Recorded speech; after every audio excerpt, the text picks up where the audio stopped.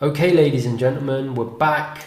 I think we're all kind of on the same page now. Just want to say fantastic job so far. You know, if you've managed to get it all laid out for yourself, you can see how powerful this is going to be. I think we all know what we're trying to achieve now. We want to get the big 7 for our business plan of the first 6 months to just become experts at these kind of 7 categories or items. Or obviously yours might be slightly different. You know, if you're trading crude oil, you might have inventories here. If you're trading a different country, you may have slightly different things that you think are important. This is what I think is important, but your business plan should not have more than 5, 6, 7 items on there. Definitely should include GDP, some form of inflation data, some employment data, and maybe services and manufacturing. It doesn't matter which country you look at, those are the main ones that should be there. And then we want to try and put these in a graphical format so we can start to analyze the data and put ourselves miles ahead of anyone else. You can already see we're starting to do that. The next one is inflation. We know inflation is very, very important to central banks and just to traders in general to try and guess what central banks might be doing in the future. And these are things we will talk about. Don't worry at length. For now, I keep saying it. We just want to get the data onto our sheet so we can start to discuss it together and understand what it all means. That's a separate thing altogether. For now, I want inflation data. I don't have it. As you know, I've just got a mess over here, which we've already made a great job of organizing in this way, but we still got much further to go, right? So, you know, with inflation data, we know it's typically released in the second week. You can see it there, right? But we just have a number. What is that? What is that? It's just one number. I need to know what the trend is, what's it been doing recently, and then we can worry about analyzing it based on the information that we have in front of us. A lot of people, and I'm going to keep saying it, it is a shambles. What do? They get CPI. Well, today is minus 0.1. It's complete. I don't know what they're doing, wasting their time. Okay, it makes no sense to do that. You need to see the full picture of what inflation's been doing recently. You can only do that when you've got it in graphical format. So what I like to do, one thing by the way we forgot to do was the unemployment data. Do you remember I said we should just make sure the data looks right? So we've got the unemployment rate now. Let's have a look.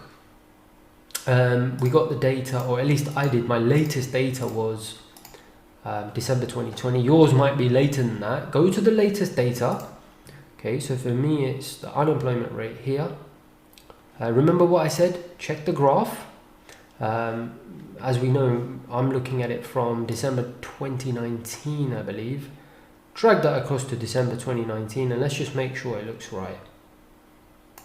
There you go. Does that look exactly like that? Yes, it does. Look perfect. Right? Can you see it? The shape's absolute perfect. It's exactly what I want to see. Okay. See that? It's identical. So at least I know I've got the right data. Very important to check. Just make sure that you're seeing something similar to that. So you can be confident that you're actually looking at the right information.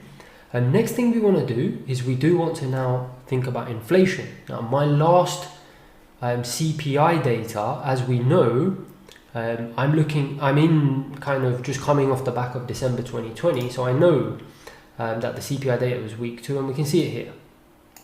Okay, so you need to find your latest CPI data. Even though I'm in January right now, CPI data hasn't been released. It's actually being released in a couple of weeks, I believe. There you go. We know this. We've been through the exercises. Week 2, do you see? I knew straight away it would be week 2. In fact, sorry, I'm looking at the wrong year, aren't I? Beg your pardon. I'm actually in December. I'm in January 2022. I'm currently in January 22. Can you see the CPI has not been released? So I can't use that. So I need to go and find the latest one, which is December 2021. Which is, let's have a look. Let me see if I can find the CPI data there. There you go, because that's kind of considered week 1. You can see the first fell in kind of an awkward spot. We talked about this many times in the first section.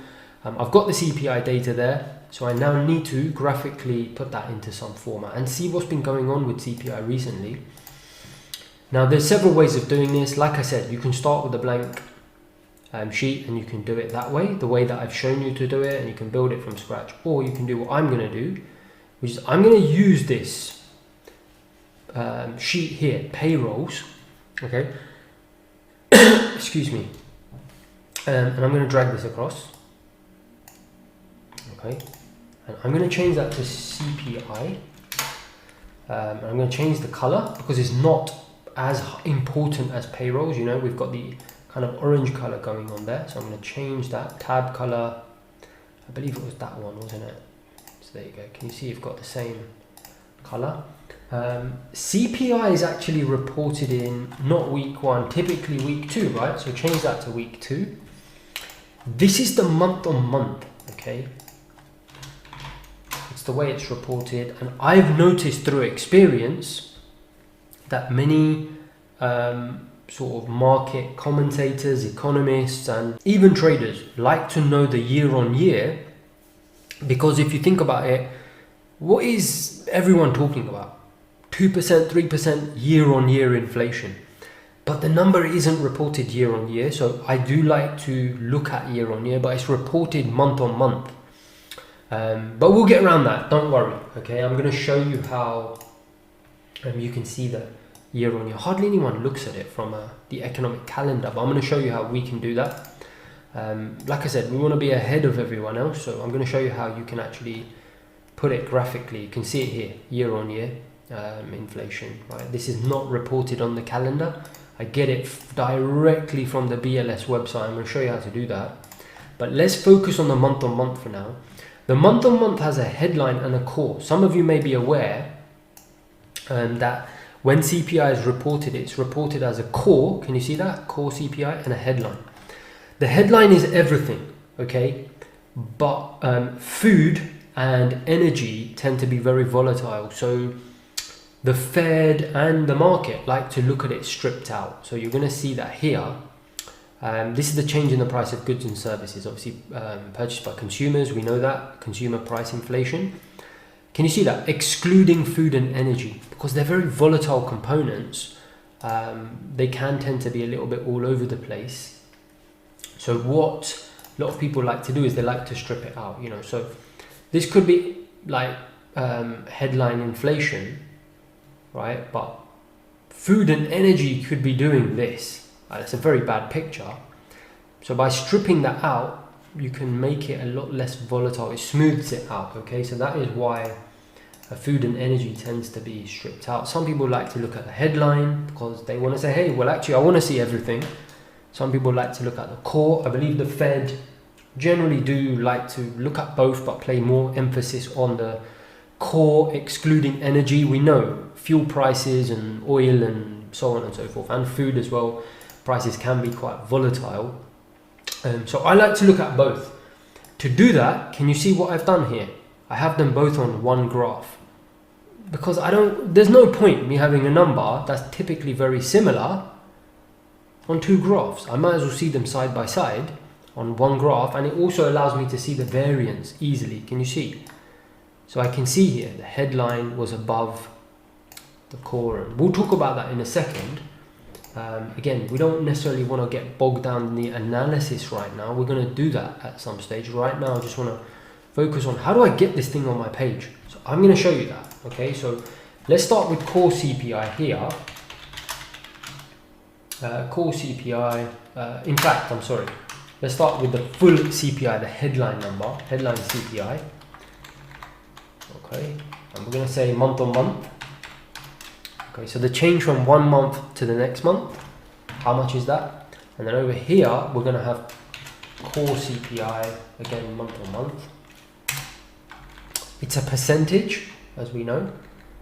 So let's have headline CPI. And in fact, what we can do, we don't even need to put headline. We know it's the headline. It's the full CPI, and then we've got core CPI percentage there. Okay. Let me just make sure I'm not covering anything with my head. Nope, all good.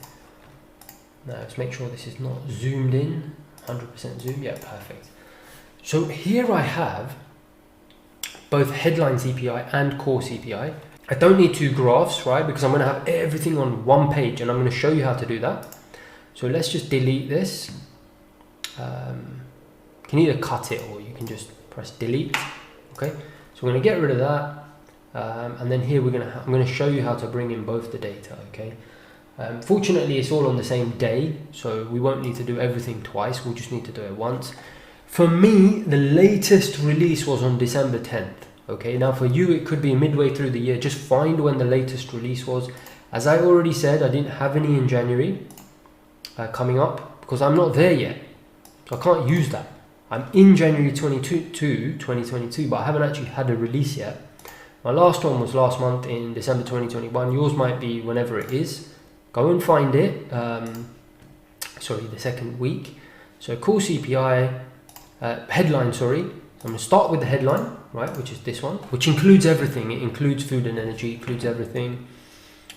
Remember what we do? Copy the data of the latest, put it in here, paste special, match destination formatting. Okay.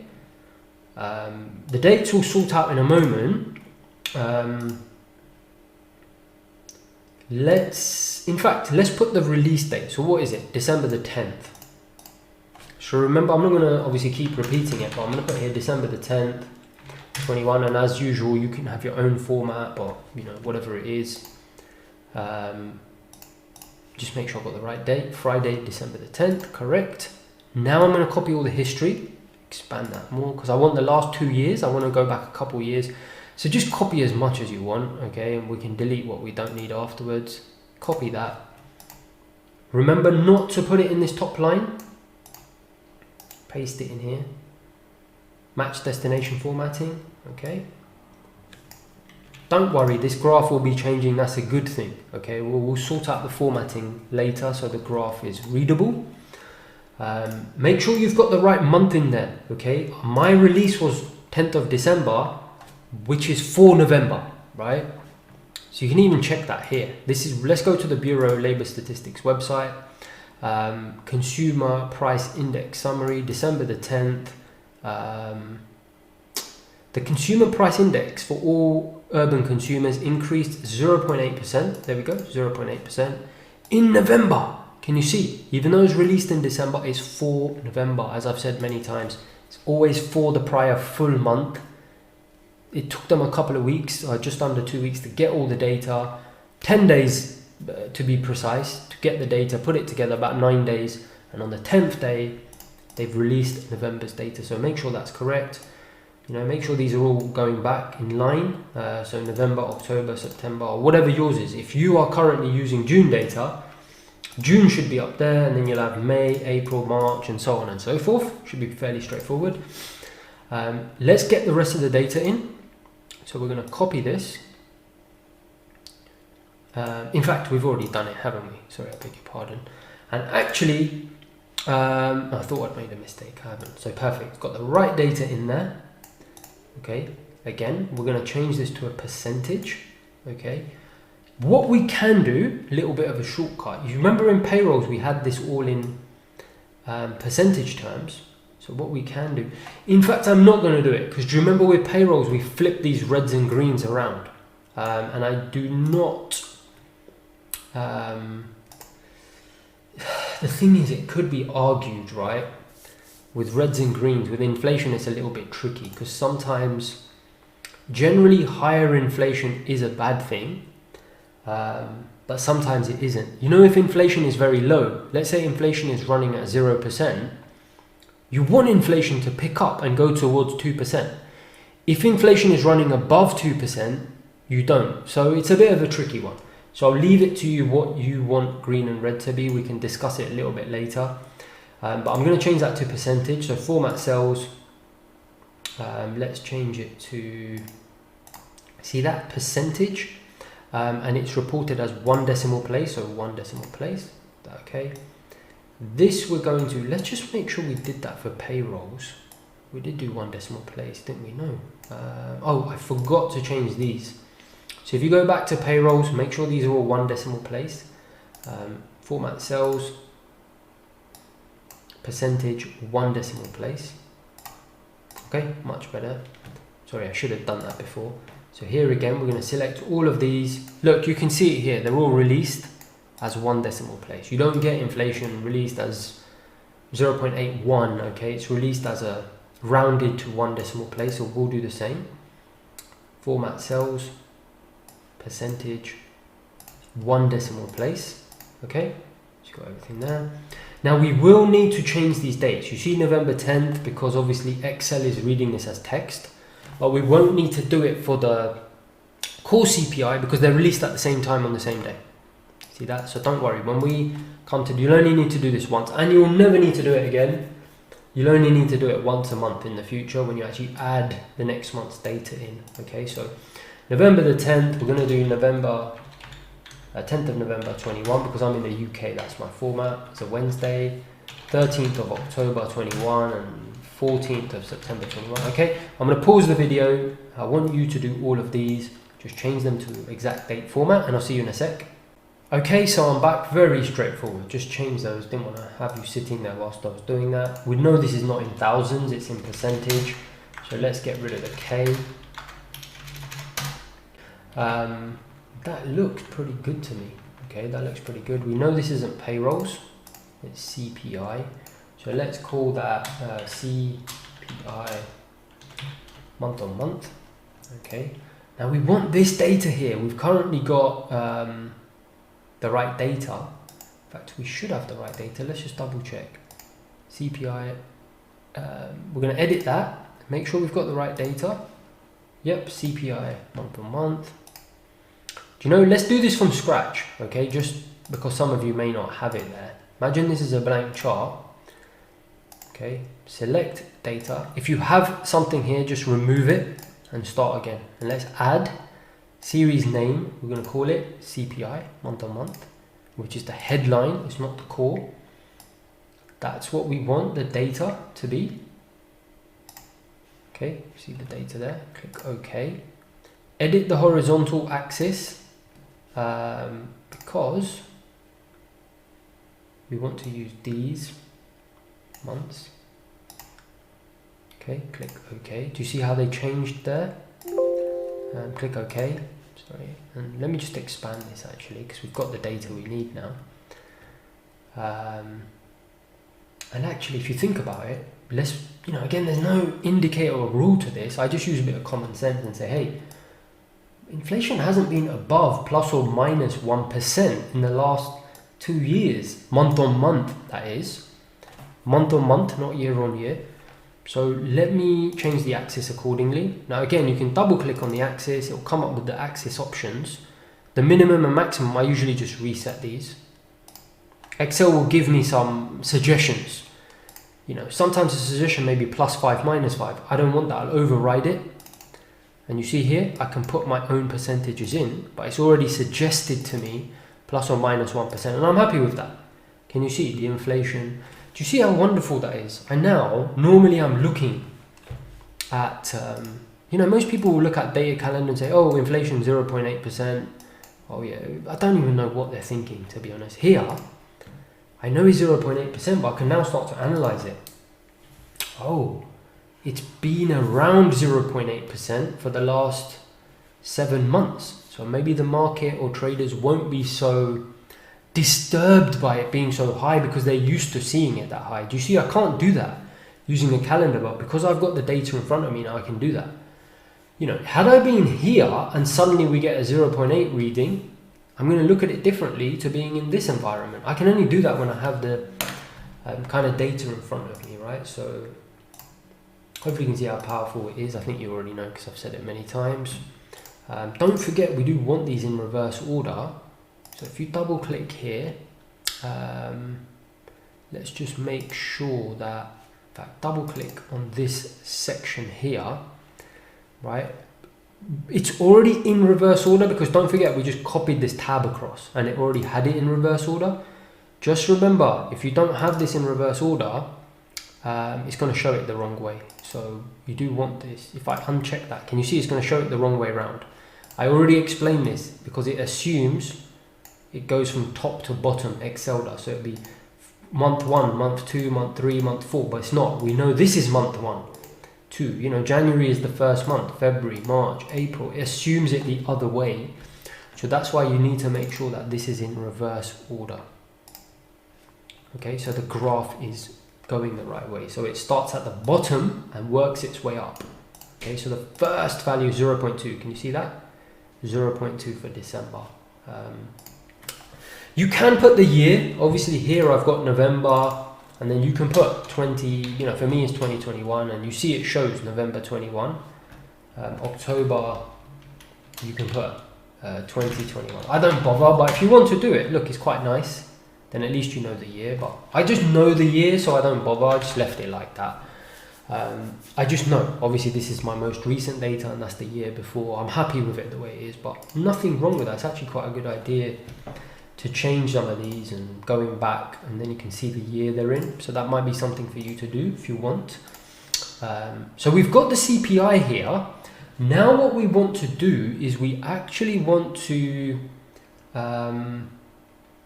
put the core in, okay?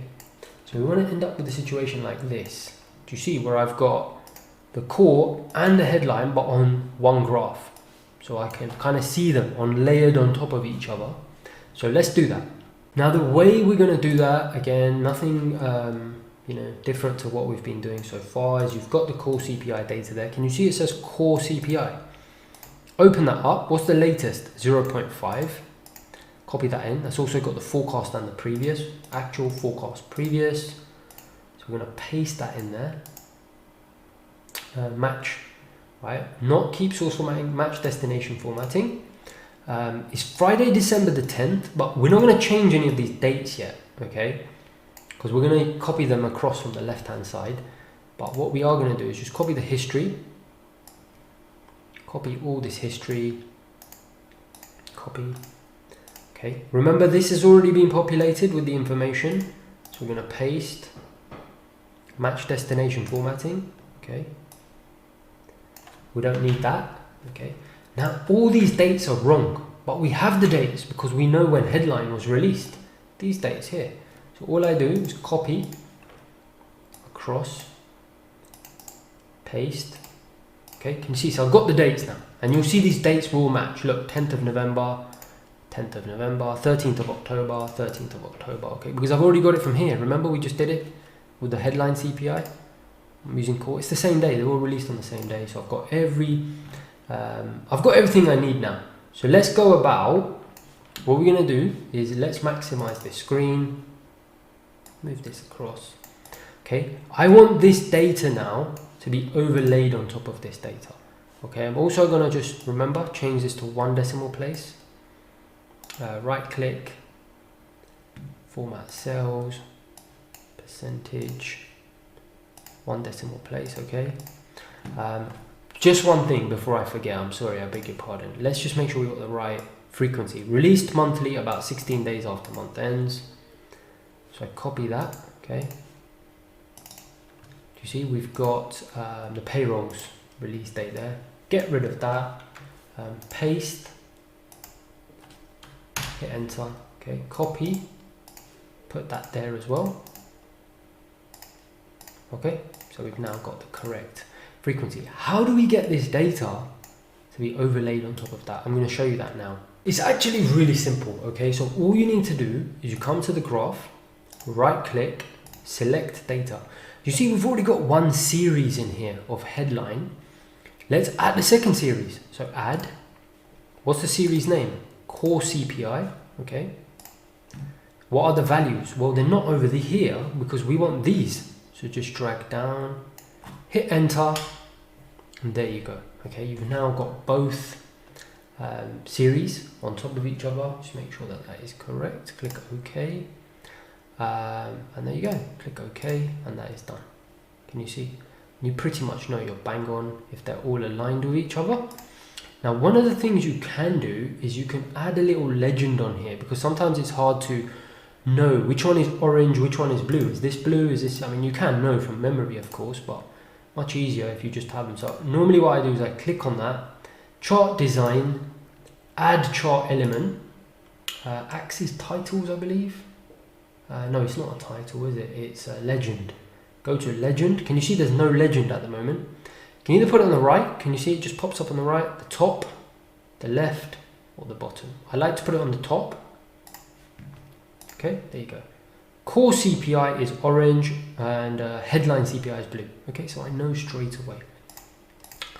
What I also like to do is just make sure that everything looks correct. Okay, I'm expecting 0.5 as my latest reading. Let's go and 0.5, yep, that's correct. 0.8 as November. 0.8 as November, as December, sorry, as sort of November, but December released. Can go and check a couple of others. Both of these at 0.6. Even this one at 0.6 in June. Going back here, 0.6, yep, that looks correct. Equivalent one is 0.2, so let's just make sure that is correct. 0.6 there, and that should be 0.2, which it is. There you go, 0.2. Okay, so that is all correct. Now, one other thing you can do, just for completion's sake. You see the core CPI has a 1, 2, 3 categories. Doesn't really make much difference, but if you just want to be precise, you can give it the same labels. Do that, click OK. Okay, it's not going to make any difference. Can you see it won't make any difference? But what it does mean is that when you hover your mouse over it, in fact, we lost the legends, didn't we? Don't know why that happened. Add chart element, seem to have lost the legend, sorry about that. Go to the top. This is core CPI. You see now, when I click on it, it's going to say October 0.6. So I know it's October. Before it was saying 1, 2, 3, 4, 5. It just had the numbers. So that's what it is. When I hover over it, I now know what month I'm comparing. So here I can see straight away, we had 0 on the core in January, and we had 0.3 on the headline. Okay, so let's just double check that. 0 on the core and 0.3 on the headline. Perfect. So we have the right data, which is exciting and brilliant and enables us to do some good analysis. We can now see the differences in certain months where the headline was well outside the core, and that's down to food and energy.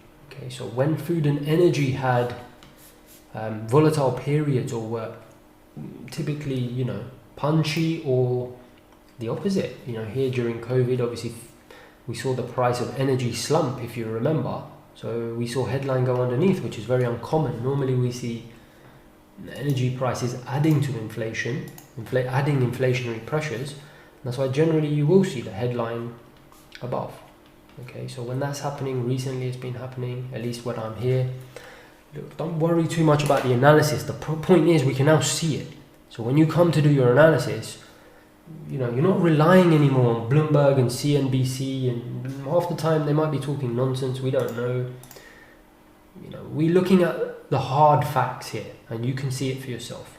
That's what CPI is doing. Next, what we're going to do is we're going to look at the year on year, but I'm going to call it quits there. And we're now going to move on and do the year on year. So I'll see you on the other side.